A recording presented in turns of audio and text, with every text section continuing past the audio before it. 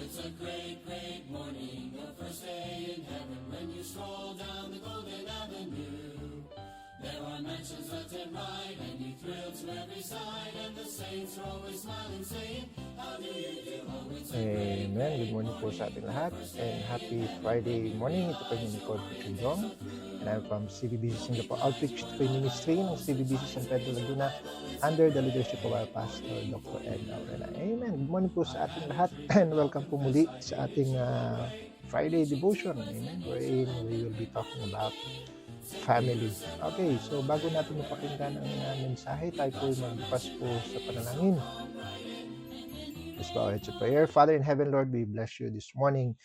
And Lord, thank you for the good night rest. Thank you, God, for this brand new day that you've given us. Thank you for for the brand new strength. And we pray, Lord God, that you would bless our devotion this morning. May the message speak to our hearts, Lord God, and remind us, refreshen us, revive us, Lord God, through your word. And I pray that you would use your servant, give me words to say, empower me, oh God, and use me beyond my weakness and my limitations. And I pray, Lord God, that you would bless your people who will be joining the live stream, especially, oh Lord God, the every family, oh Lord God, and may the lesson speak well, oh Lord God, to our hearts. And Lord, forgive us our sins. Let your name be glorified. In Jesus' name we pray. Amen and amen. All right, let's open our Bibles, please, in the book of Proverbs, Proverbs chapter 22. Proverbs chapter 22. And let's go to verse 15. Proverbs 22 in verse 15. And sabi po dito, foolishness is bound in the heart of a child, but the rod of correction shall drive it far from him. Foolishness is bound in the heart of a child. Amen? Yeah, there's always that uh, the the tendency, the leaning of children towards foolishness. And so with that, you know, in light of the recent news, pag-uusapan natin yan uh, in a few while, in light of the recent news, I'd like to speak about the subject and allow me to give my 2 cents on the situation. The title of the message this morning is Unsupervised Influences. Unsupervised influences. All right, tayo po muna yung manalangin. Father in heaven, Lord, we bless you. We thank you, O God, for this time that you've given us to study your word. Bless the passage that we have read and bless the message, O Lord God, and let it speak to the hearts of your people. Only use your servant as your mouthpiece this morning. Let honor and glory, O Lord God, be yours alone. All of these things we ask, forgive us our sins. In Jesus' name we pray. Amen. Unsupervised influences. Right? So, recent news, makikita natin, wherein may mga, actually, it's just 2 months, within just 2 months time, our country have experienced 2 school shootings that are led by, minors. And doon mo makikita talaga mga kapatid, the importance of, parental supervision. Di ba? Kasi like the verse says, foolishness is bound in the heart of a child. Ibig sabihin that's always the tendency, that's always the leaning by nature, ng mga bata. They are bound, kasi ang the problem is ang secular idea is that they promote that the child is innocent. Di ba? Wherein, bata pa lang, they are already bound to foolishness. Di ba? So, kaya nga dapat nating ma-supervise. Amen? Kasi yung default, yung default, by default, ang tao will be leaning, children will be leaning towards self-will, towards rebellion, di ba? Towards ruin. Kaya kailangan ng discipline. You train up a child, sabi ng verse 6, same chapter, train up a child in the way that he should go, and when he is old, he will not depart from it. Amen? Kailangan ng godly discipline, especially in the part of Christian parents. Amen? Sabi ng Jeremiah 17, in verse 9, sabi dito, the heart is deceitful above all things and what? Desperately wicked. Who can know it? Amen? And that heart, mga kapatid, it's already there. No? mula nung pinanganak mo yung yung anak na yan. No, it's already there. And so that's why you have to be careful in how you cultivate the heart. Amen? Kaya nga kapag ang inyong mga anak, you leave them unsupervised, lalo na lalo na ngayon, nakakalungkot. 'Di ba, after the pandemic, ni-require ng mga school, that every student should have their own gadgets, mapa-cellphone ba 'yan or tablet ba 'yan or laptop ba 'yan, 'di ba? And so, ang nakakalungkot, may gadget na yung mga bata, at yung mga parents, may gadget pa sila sa kanilang sarili, ano? So, lahat ng buong household busy sa kani-kanilang mga gadgets, and so as a result, napapabayaan. Napapabayaan ang mga bata at hindi nasusupervise. Paano isusupervise? Busy, yung mismo mga parents and guardians ay busy rin sa kanilang sariling mga social media, sa kanilang mga sariling TikTok, sa kanilang sa kanilang mga online activities. Hello. Kaya nga ang mga bata, they are exposed to godless, media, Kasi nga masyadong, permissive na ngayon ang mga ang parenting style, ng mga modern parents, And so what happens is every as every day na sila na-expose sa kanilang sa corruption, 'di ba? So they take these corruptions in. No. Kaya nga hindi mo po pwedeng iasa na bata pa 'yan. Yeah, bata pa 'yan, pero ano yung mga nag-i-influence sa kanila? Most of the time, they are being influenced by ungodly ideas. Amen? Ungodly entertainment. Amen? Kala mo inosente, pero sabi ng Proverbs 14, in verse 12, sabi dito, there is a way that seemeth right unto a man, but the end thereof are the ways of death. And that's the very nature of what you call traps. Amen? Bawat patibong, akala mo akala mo attractive, 'di ba? Kaya alam mo sa when I was young, sa bakuran namin nagtatayo kami ng mga traps sa mga tikling. Kung kayo familiar sa ibon na 'yon, at ang lalo na yung pinsan ng mother ko, mahilig siyang mahilig siyang mag-set ng mga traps, So yung mga ibon, akala nila merong free food, 'di ba? Hindi nila naunawaan na it will be, akala nila it seemeth right, it seemeth good, pero hindi nila alam the end thereof is death. Amen? Kamatayan para sa kanila. Amen? Kaya yung mga anak ninyo, akala ninyo or akala rin nila na okay lang 'yan, innocent lang 'yan, it's just fun, it's just entertainment. No. The end thereof, might be death. Kaya kailangan, mga parents, you have to stop making excuses for the sinful behavior of your kids. Amen? Kailangan i-reclaim nyo sila. I-reclaim ninyo yung inyong God-given role as guardians, spiritual guardians ng inyong mga anak. Amen? The rod, why? Because sabi dito, foolishness is bound, pero what will drive it away from them? The rod of correction. At kaninong rod of correction yun? Galing sa inyong mga parents. Amen? That's the rod of correction. What's rod? Ano, yan yung rod is another word for ano, scepter. Amen? The scepter, and what is scepter is a symbol of authority.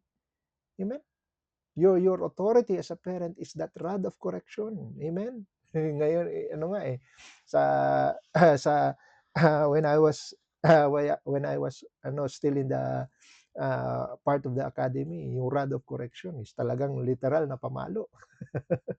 Amen? Kailangang mai-enforce uli yung discipline. Amen? Yung gentle, anong tinatawag nila ngayon? Gentle parenting? Ano, nung panahon namin wala naman yan. Hello? Kasi nga ito ang idea lagi ng secular is yun nga merong inaabuso, merong kung saan bahagi ng katawan pinapalo, kinukulong sa madilim na kwarto, ano ano sinisilihan ng bibig, and all those ano sabihin na natin brutal na ano, but remember mga kapatid, hindi lahat ng mga ano hindi naman, that's not the majority of discipline. No, karamihan ng discipline is talagang palo lang talaga at pasaway. Amen? And it's just, kumbaga, minority talaga yung abuse. Pero ang problema ng secular is generalize nila. Ano, and it's a very, kumbaga, mistaken generalization. Ano, na discipline is equals to abuse.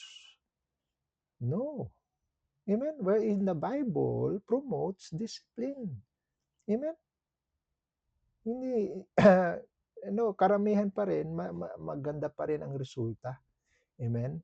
Maganda pa rin ang resulta ng generation na dumaan sa discipline. Kaysa itong permissive, tawag dito, parenting, tingnan yung resulta. No? It gets younger and younger. No, yung mga culprit ngayon, yung mga suspect ngayon, they become younger and younger. Amen? Kaya kailangan ibalik, no, yung oversight, yung supervision, no, the rod of correction ibalik so that it would bring peace, order, and stability in your household.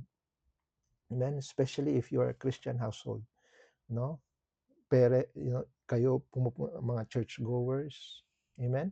You have to reestablish the rod of correction. And how do you do that? I have 4 points for us this morning. Number 1, expose the hidden traps. Expose the hidden traps. Sabi ng Ephesians chapter 5, Ephesians chapter 5 in verse 11.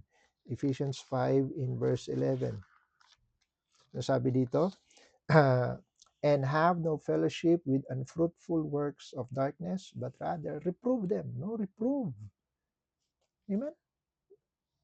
Kailangan, mga parents, you have to have that responsibility, that sense of responsibility na kayo mismo ang mag-unmask, mag-expose, magko-confront, you reprove yung mga secret sins, amen, na nangyayari within your home.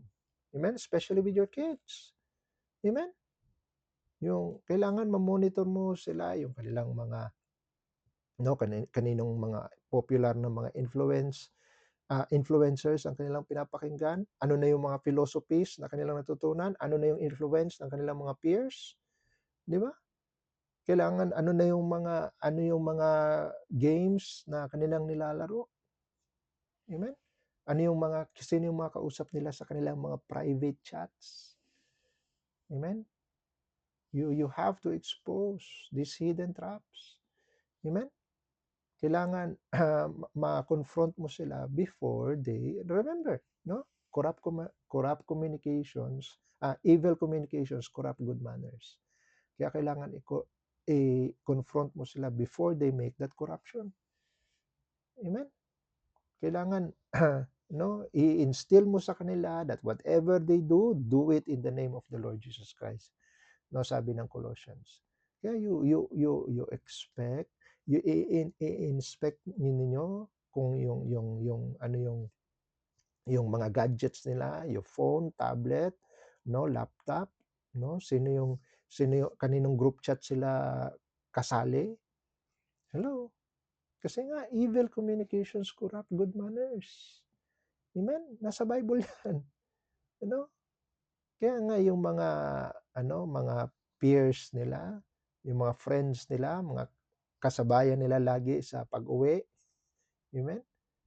Kailangan i-check mo, no, kung ano yung morality at authority na nire-recognize nila. Amen? Sabi ng Psalm 101, look at Psalm 101 in verse 3. Ano? Psalm 101 in verse 3, I have set no wicked thing before mine eyes. I hate the work of them that turn aside. It shall not cleave to me. Amen? Ano yung pumapasok sa mata? Remember, 'di ba? The eyes are the doorway to the soul. Saan ko ba narinig 'yun? Amen? Kaya nga sabi ni ni David, I will set no evil thing before mine eyes. Amen? Wow. And maraming pang entry bukod sa mata. May tenga, yung mata at tenga, ano yung popular na entertainment, ano yung popular na music, dapat matutunan nilang i-reject yung mga influence na yan, yung mga streaming media na yan, mga worldly music na yan, mga secular influencers na yan, and they all just amplify carnality. They just glorify yung kakarnalan ng tao. Amen? Kaya nga sabi ng 2 Corinthians chapter 10, 2 Corinthians chapter 10 in verse 5, 2 Corinthians chapter 10 in verse 5, casting down imaginations and every high thing that exalted itself against the knowledge of God, and bringing into captivity every thought to the obedience of Christ. Ang marami ngayong mga influencers, they exalt themselves, against the knowledge of God. Yun yung pinapakinggan ng inyong mga anak. Hindi na kayo ang pinapakinggan, yung mga influencers na nila, yung mga pina-follow na nila sa Twitch, pina-follow nila sa Discord, yung mga ka-chat nila sa kanilang mga games, yung mga games ngayon may private chat na rin. At pinapabayaan nyo silang naka-headphone lang, binibilan nyo pa ng set, may gaming chair, may gaming desk, may gaming gaming setup. Tapos you just leave them be, samantalang ikaw busy ka sa sarili mong ring gadget. Expose them. Don't be so lenient. Amen. Number 2, so number 1, expose the hidden traps. Number 2, enforce diligent instruction. You need to enforce diligent instruction. Sabi ng Deuteronomy chapter 6 in verse 7, sabi dito sa verse 7, and thou shalt teach them what? Diligently unto thy children, and shalt talk of them while thou sittest in thy house, when thou walkest by the way, and when thou liest down, and when thou risest up.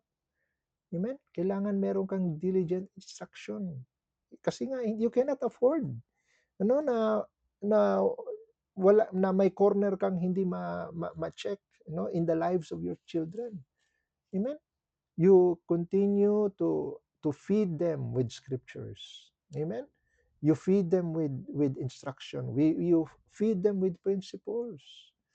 Amen? Don't leave any stone uncovered. Amen? Unturned. So, yun pala yung sabi nga, thy word is a lamp unto my feet and a light unto my path. Di ba? And so, give them light in their life. Huwag lang puro hayaan mo yung mga unfruitful works of darkness ang pumasok sa puso't isipan nila. Give them the light of the word. Amen? Yeah, that's why mag-establish kayo ng sarili nyong family altar, family devotions. Amen? May sarili kayong Bible reading. Kaysa naman maghapong babad sa cellphone at sa TikTok yung inyong mga anak. At saka scroll sa mga 1 minute na mga reels and 1 minute na mga videos. Alam niyo ba kung anong epekto niyan sa mentally, it affects your retention. It affects your retention, your focus, your concentration, no? Kaya tingnan mo, sa mga adults nga, napansin ninyo habang kayo ay tumatanda napapaikli yung attention span ninyo. Why? Saan resulta yan? Sa kasi sa YouTube may short videos, sa Facebook may short videos, sa Instagram may short videos. Usong-uso ngayon yung mga short videos na yan. At 1 minute video, swipe, scroll, swipe, scroll, swipe, scroll. Di ba? Anong resulta? Hindi ka na ngayon makatagal sa mga matagal na lecture, matagal na sermon, matagal na session, matagal na meeting. Why? Kasi yung attention span mo na-shorten. Now, kung ganyan ang epekto sa inyong mga adults, just imagine kung paano nito tinitrain ang attention span ng inyong mga anak. Tapos, ile-label ninyo as ADHD. Hello, samantalang yung it has to do with the training ng inyong mga anak.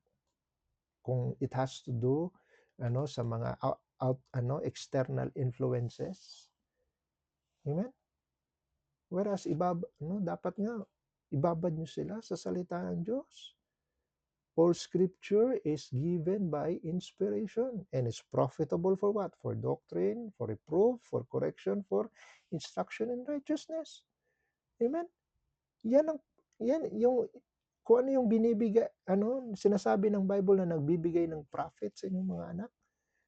Yun naman ang hindi nyo hindi nyo isinisubo. No? Birthday na birthday, bibigyan ng gadget. Hello, dapat nga birthday na birthday, Bible ang ibigay ninyo. Amen? Every 1-2 years nagpapalit ng gadget, yung samantalang yung Bible nila yun doon. Inaamag, nilalanggam. Amen? Nag-iipon ng alikabok. Samantalang yung bawat gadget brand new.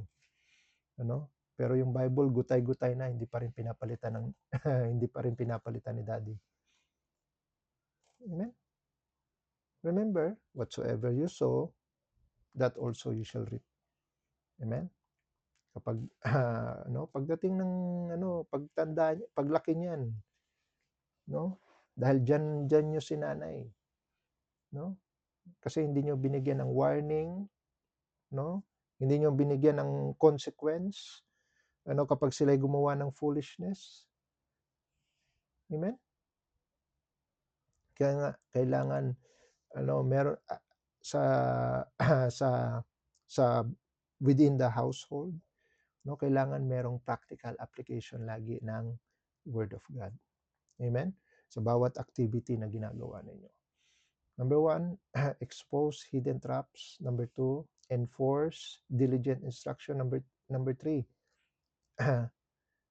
you have to exercise real consequences.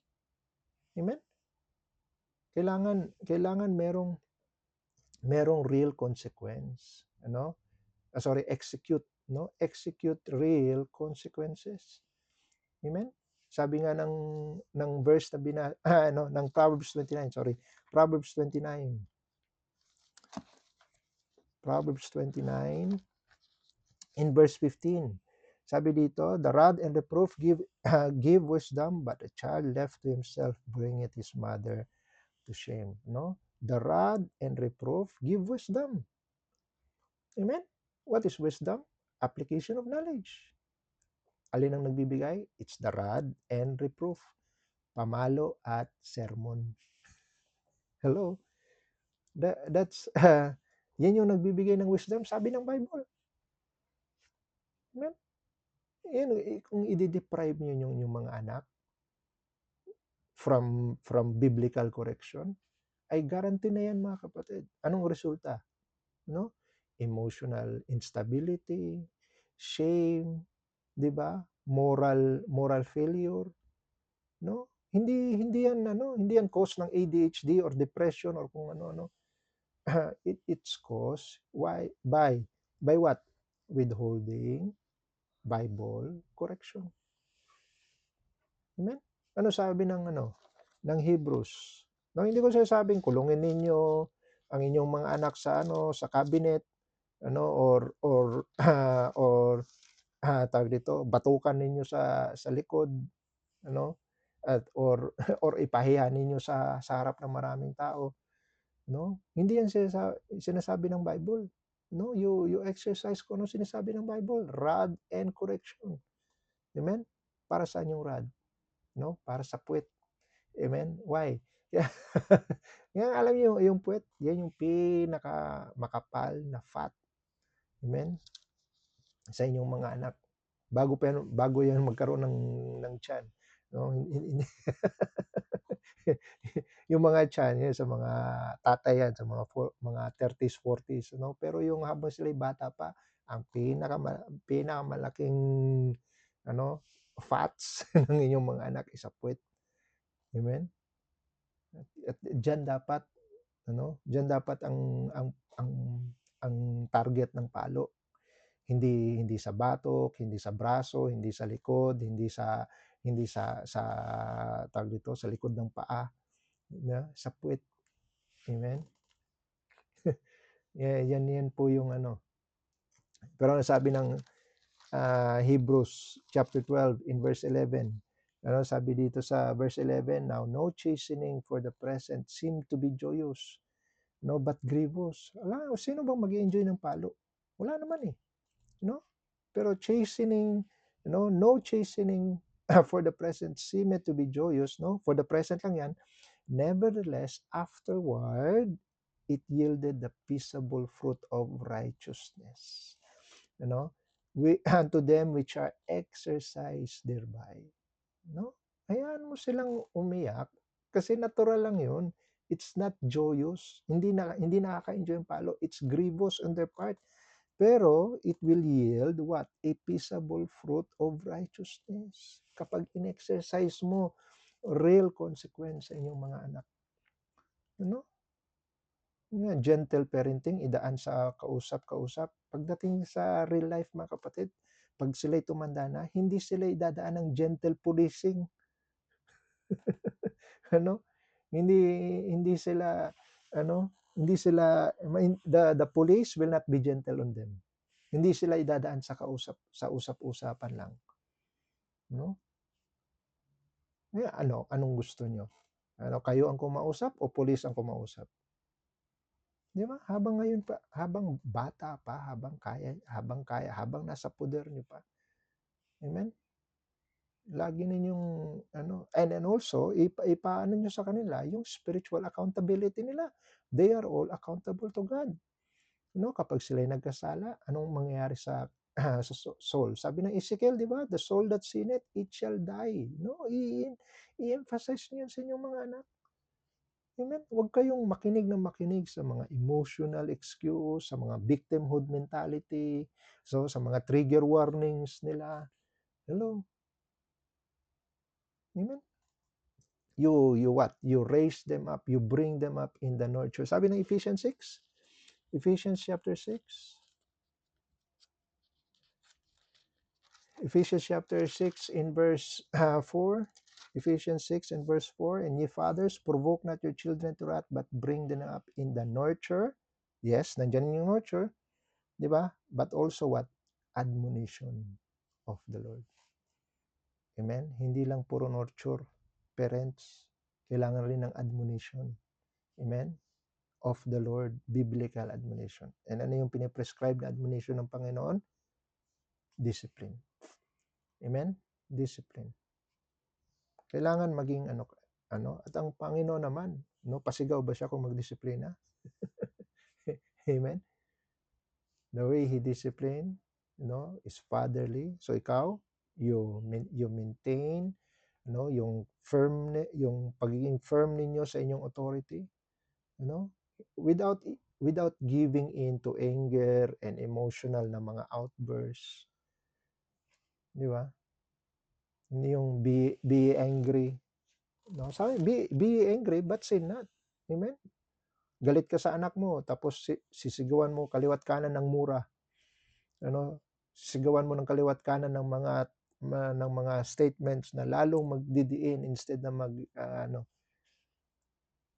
paunawan niyo sa kanila, "O anak, gumawa ka ng kasalanan." No? So, no, meron tayong usapan tungkol sa bagay na 'yan, 'di ba? Pag gumawa ka ng mali, may consequence. So, mamaya, ano, pagdating natin sa bahay, no, makakaasa ka, may palo kang may palo kang mararanasan, no? Pero hindi dahil 'yun sa ako ay galit sa iyo, kundi dahil gumawa ka ng mali, 'di ba? And then pagkatapos ng iparanas mo yung palo, yung palo talaga na hindi yung galit ako, no, hindi yung gano'n na palo, no? Hindi palo talaga na maaalala nila. Amen? No? Again, palo sa puwet. And then after that, maranasan nila yung pain, no, you pray. Let them pray. Amen? Let them pray na ipag-pray nila na na patawarin sila ng Panginoon. Ipag-pray nila na sila ay maging maayos at lalo pang maging maayos ang relationship ninyo bilang mag-ama at mag-ina. Amen? Sabi nga ng Numbers chapter 6, number 5, Numbers chapter 5, look at verse 7. Numbers chapter 5, in verse 7. Then they shall confess their sin which they have done, and he shall recompense his trespass with the principal thereof, and add unto it the fifth part thereof, and give it unto him against whom he had trespassed. Merong consequence, no? Merong accountability. Amen? Sa bawat disobedience na gagawin, no, para magtanda. When he is old, he will not depart from it. Number 4, the last. So what do we have?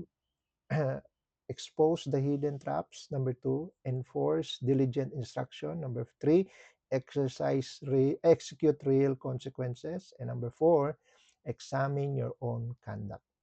Amen? Parents, this is the most important.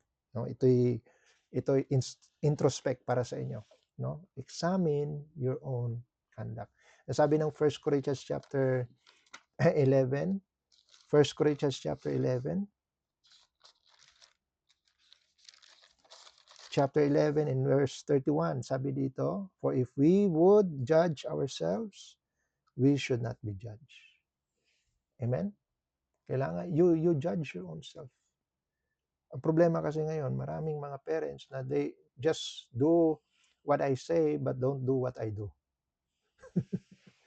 Ano? Malaking problema yan. Hello? Yung mga ganyang klaseng parents na do what I say but don't do what I do. Kasi children most of the time, they are because they are imitators, no? Magaling yan sila eh. Gumaya, no? Kahit pasabihin mong wag ka nilang gayahin, pero ang tendency lagi mga kapatid, no, they will just follow what it is they say. Amen? Kaya yung mga anak ninyo na expose sa mga slapstick na mga cartoons, no? Gagayahin nila yung violence na nakikita nila, no?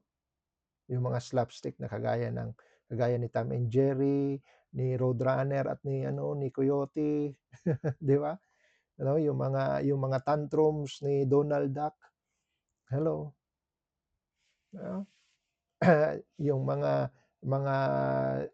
mga disrespectful na mga attitude ni Bugs Bunny. Hello. Yan yung and dahil tiwalang-tiwala kayo ng inyong anak ay inosente, it's just pure entertainment. No, they are sa inyo as an adult, that's an entertainment, but in the part of your kids, they are influences. Amen? They are influences. Kaya nga, at kayong kayong mga parents din na walang inatupag kundi entertainment, no? Hindi nyo namamalayan na meron na palang ginagapang na pala sila ng diablo, no? Sa pag-entertain ng ano ng ng mga traps. Hello. And kayo busy kayo sa busy kayo sa sarili niyo ring mga activities and mga nakasubscribe ninyong mga channels, mga fina-follow din ninyo ng mga influencers, ano? Kaya nakikita rin 'yan ng mga anak ninyo at yun din yung ginagaya nila. Ang mahirap, hindi nila alam, no, na harmful na pala yung fina-follow nila, no? Sabi ng Titus chapter 2,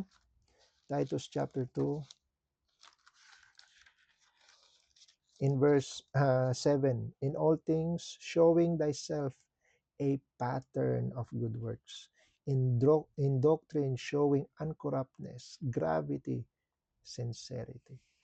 Amen? In all things, parents, dapat makitaan kayo, no, pattern of good works, no? Alam niyo yung mga pattern, no, ng good works, yung behavior ninyo, hindi lang sa bahay kundi sa church, di ba? Sa bahay ba pinapaunawa ninyo na priority ang Panginoon, no? Pinapamuhay ninyo seek ye first the kingdom of God, ano, na kapag Sunday nasa church kayo, ano? Pag kayo ay parents, ano, at lagi kayong late, ano, pagdating sa inyong mga anak, ano, mai-instill sa kanila, hindi importante ang church kasi lagi namang late ang parents natin. Di ba? Paglaki, and when they get old, they will not depart from it. No? Yung mga pattern na pinapakita niyo sa kanila, kapag sa hapagkainan, ang usapan ninyo lagi is kung ano yung mali ni pastor, ano yung mali ni area leader, ano yung mali ni Sunday school teacher, ano yung mali ng choir member, ano yung mali ng pianista, no? And lagi kayong merong mga criticism sa church pagdating sa inyong mga anak, yun din yung kanilang gagayahin. At pagdating sa school, yung pagdating sa kanilang mga friends, yun din ang pag-uusapan nila. Di ba? And so, dahil saan galing 'yan? Na-influence sa mga parents, at dala-dala ng mga anak, sasabihin ngayon sa kaklase niya, at sasabihin ng oo nga no, ano. So they are breeding, no? Unknowingly, you are breeding rebels, mga rebelde sa church. Why? Kasi galing 'yan sa mga critic ng mga parents. Amen? You have to model, kung ano yung ini-expect ninyo sa inyong mga anak. Di ba? Pagdating sa preaching, may ipipreach na ganito. Tapos, ginajudge kayo ng inyong mga anak during preaching. Lagi at the back of their mind, hindi ganyan si daddy. Hindi ganyan si mommy. Bago pa man nila makita ang sarili nila, ikaw muna ang kanila na-examine. Kaya nga, be thou an example to the believers. And at this, and in this case, be an example to your kids in word, in conversation, in charity, in spirit, in faith, in purity. Amen? Be an example to them. Amen? Kaya nga, maging prayerful ka, maging attentive ka sa yung Bible reading, di ba? Sa yung soul winning, sa yung involvement sa ministry, at pagdating sa inyong mga anak, yun yung kanilang kagayahin. Examine your own conduct. Amen? Kung ikaw naman ay parent na puro cellphone lang, tapos sasabihin mo yung anak mo na huwag kang cellphone, ang hirap kumbinsihin ng inyong mga anak. Amen? Lalo na't makita nila at meron kang post, busy sa cellphone si mommy. Hello? So, examine your own conduct. Number one, expose the hidden traps. Number two, enforce diligent instruction. Number three, execute real consequence. And number four, examine your own conduct. Amen? Don't let unsupervised influences creep into the hearts of your kids. Why? Because foolishness is bound. Amen? Unsupervised influences, bad influences, they are bound in the heart of your child. And what drives them? The rod of correction. Amen? Why not like Joshua? Diba? Be firm in your decision. As for me and my house, we will serve the Lord. Amen? You drive out these influences by your instruction. Amen? And be accountable, mga kapatid. No? Tandaan niyo, yung mga anak, they are there for your stewardship. No? Pinagkatiwala sa inyo ng pinagkatiwala sila sa inyo ng Panginoon. They are not your property. Amen? They are your stewardship. They are under your stewardship. No, they are under your care. No? Kumbaga, hayaan mo na pagdating ng panahon, pag ikaw ay ginawang accountable na sa inyong mga anak, sasabihin mo, Lord, ito yung this is the fruit of my labor. Amen? Ito yung aking anak, ito yung aking mga anak. I have been a good and faithful steward para sa kanila. No? Ano sasabihin sa iyo ng Panginoon with regards to your parenting? Well done. Good and faithful. Amen? Kaya nga, be diligent on your part to enforce that rod of correction. Type him on the line. Father in heaven, Lord, we bless you. We thank you, God, for this message that you have this morning. And I pray, O Lord God, that every parent will be able to catch the wisdom and the instruction, Lord God, that is given forth by the message. And I pray, O Lord God, that glory and honor belongs to you alone. Thank you for your word. Thank you for the principles. Thank you for the instruction. And we give you back the glory. In Jesus' name we pray. Amen and amen. Alright, I hope naging blessing po ang message ngayong umaga. Okay, batiin natin ang ating mga kasama. Before I'd even asked, His mercy was extended. Okay, so we have Sister Jonalie, good morning, and also kay Sister Tere, good morning. Ate Edith, hello Tere, good morning. Sister Ginaline, good morning. Also kay Sister Laila, good morning. Sister Jackie, good morning sa iyo. And kay Ma'am Florenda Socias, hello po, good morning. And also kay Sister Joanne, good morning sa iyo. And also kay Sister MJ, good morning. Kay Ma'am Irene and Brother John Ray, blessed sayap, ang buntan. Amen. And also kay Ma'am Perla, Perla Sansano, hello po, good morning. Thank you for joining. Ma'am Maris, hello ma'am, good morning. And also kay Sir Noel, sir, good morning. Thank you for joining the live stream. Sister Cathy, good morning. Sir Herwin Ibarrientos, good morning. Sister Leila Otik, hello po ma'am, good morning. Also kay Sir Jabison, good morning. Kay Sister Ken, good morning. Kay Ma'am kay Sir Randy Isguera, amen. Randy Jane Isguera, good morning po sa inyo. Also kay Sister Jayan, amen, good morning. And also kay Sister Christine, good morning. Alright, so dyan po nagtatapos ang ating morning devotion, members. Kita-kita po tayo tomorrow for our Saturday service, and of course pray for our big day this coming Sunday. Amen? Alright, so with that, tayo po magbukas po sa panalangin. Father in heaven, we bless you. We thank you, God, for the blessings we've received. And now we pray, Lord God, for the rest of the day that you would also be with us and bless us, Lord God, with your presence. We pray, Lord God, for our for our work, that we be a blessing in the workplace, to our colleagues, to our bosses. I pray, O Lord God, that the work that we will accomplish will that the glory, O Lord God, will be brought back to you.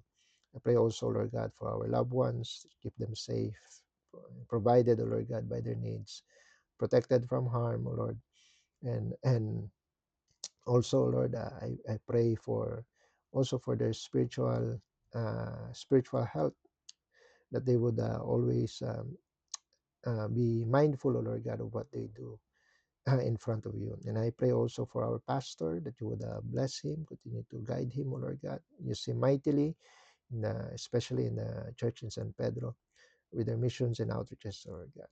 And Lord, thank you for another privilege given your servant for this live stream. I pray, O Lord God, that you would continue to bless this program for your honor and for your glory. And Lord, we give you back the glory and honor and every thanksgiving, O Lord God. Be with us for the rest of the day. All of these things we ask and pray in Jesus' mighty name. Amen and amen. Alright, thank you po for joining, mga kapatid. Kita-kita tayo sa Monday for our next morning devotion. God bless you all. We are dismissed.